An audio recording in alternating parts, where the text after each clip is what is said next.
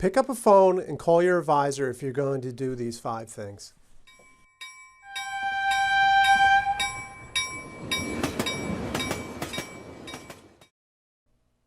Welcome everyone to another edition of Highball Advisors Railroad Retirement Whiteboard.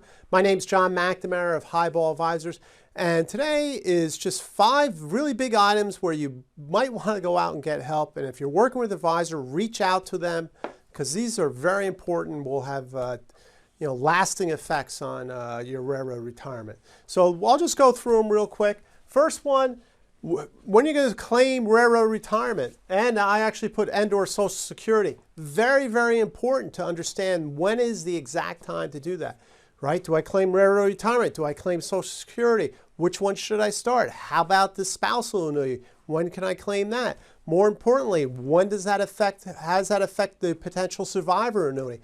So understanding your claiming strategy, you have to reach out if you have an advisor and go through that with them. Very, very important. Probably one of the biggest decisions you'll make in retirement.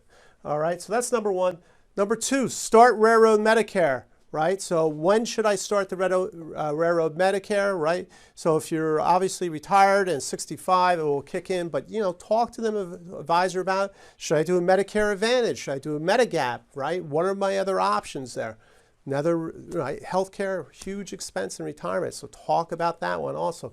Number 3, make decision on when to start your pensions. So for those who have pensions, you might be able to leave the railroad early. They might have a pension to fund it. When should I start that, right? Or is there a lump sum available on some pensions? Maybe you have a government pension also, right? So when to start those pensions, that type of thing, the tax implications behind that, the overall effect on the financial plan, very, very important on deciding when to start that pension. Okay, number 4, taking an unusual large amount of money from retirement accounts. I've seen that, okay? So, right, you just because you're retired, don't take all that money at once, right? Understand that once that money comes out of tax-deferred accounts, that's a taxable event. Understand the brackets, all those type of things. So talk to your advisor about the tax implications of that. Assuming your advisor handles taxes, right? Very important. Maybe you're working with a planner or even maybe your CPA.